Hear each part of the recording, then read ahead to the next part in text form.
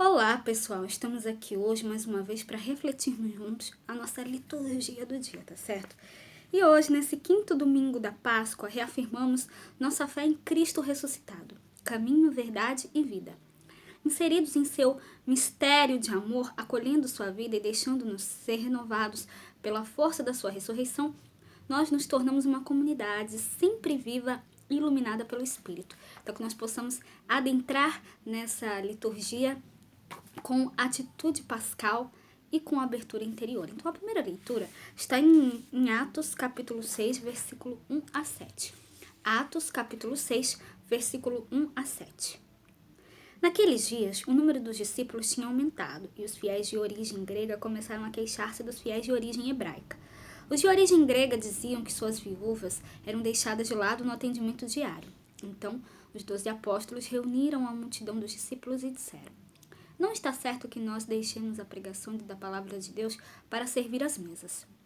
Irmãos, é melhor que escolhais entre vós 7 homens de boa fama, repletos do espírito de sabedoria, e nós os encarregaremos dessa tarefa. Desse modo, nós poderemos dedicar-nos inteiramente à oração e ao serviço da palavra. A proposta agradou a toda a multidão. Então escolheram Estevão, homem cheio de fé e do Espírito Santo, e também Filipe, Prócoro, Nicanor, Timon, Pármenas e Nicolau de Antioquia, um grego que seguia a religião dos judeus. Eles foram apresentados aos apóstolos, que oraram e impuseram as mãos sobre eles. Entretanto, a palavra do Senhor se espalhava. O número dos discípulos crescia muito em Jerusalém, e grande multidão de sacerdotes judeus aceitava a fé.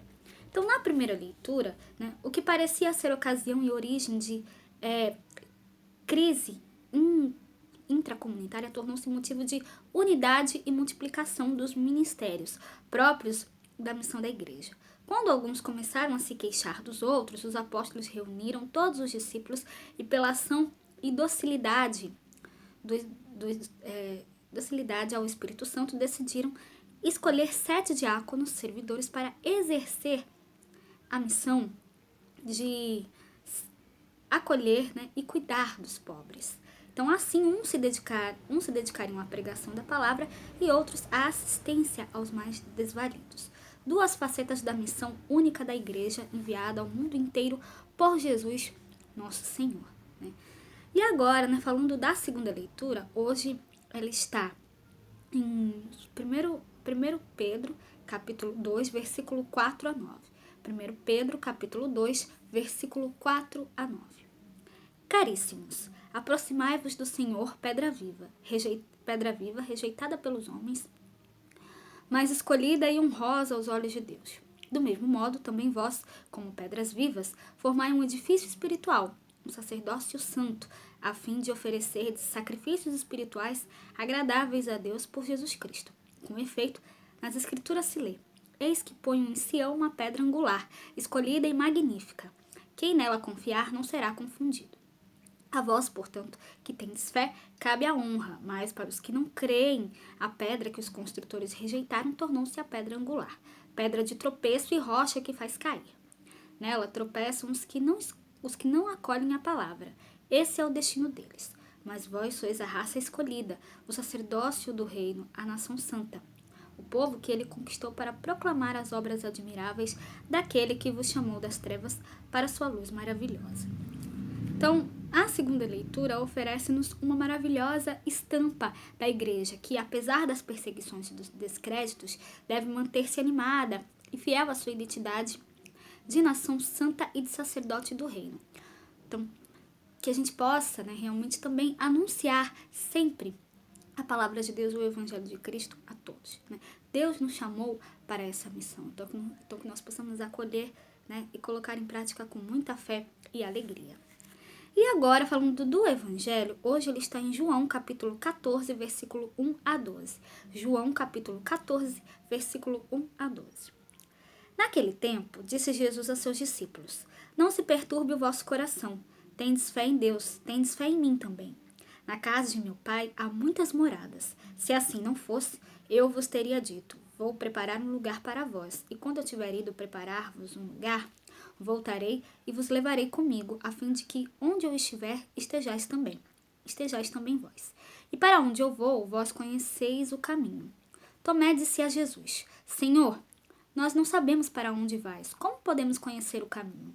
Jesus respondeu: Eu sou o caminho, a verdade e a vida.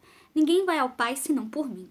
Se vós me conhecesseis, conhecereis também o meu Pai.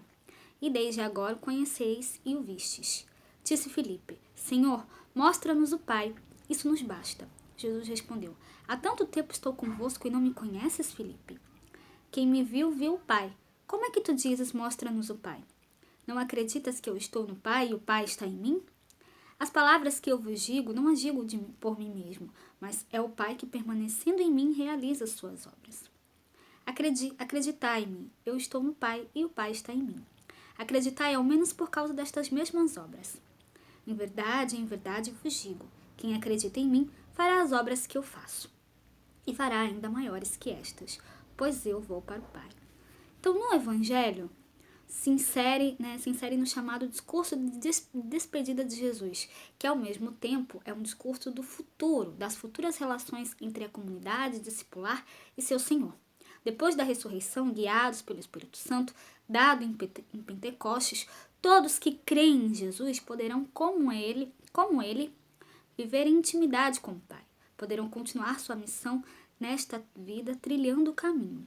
Jesus, vivendo na verdade, que é Jesus, e vivendo para alcançar a vida, que é Jesus. Ele é o caminho, a verdade e a vida, para, enfim, chegar definitivamente ao Pai por Jesus, tá certo?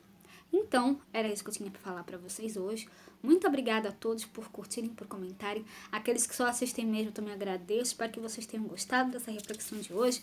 Espero encontrá-los todos aqui amanhã, segunda-feira, se Deus quiser, para continuarmos refletindo cada vez mais as leituras da Sagrada Escritura. Então, muito obrigada a todos e até a próxima, se Deus quiser.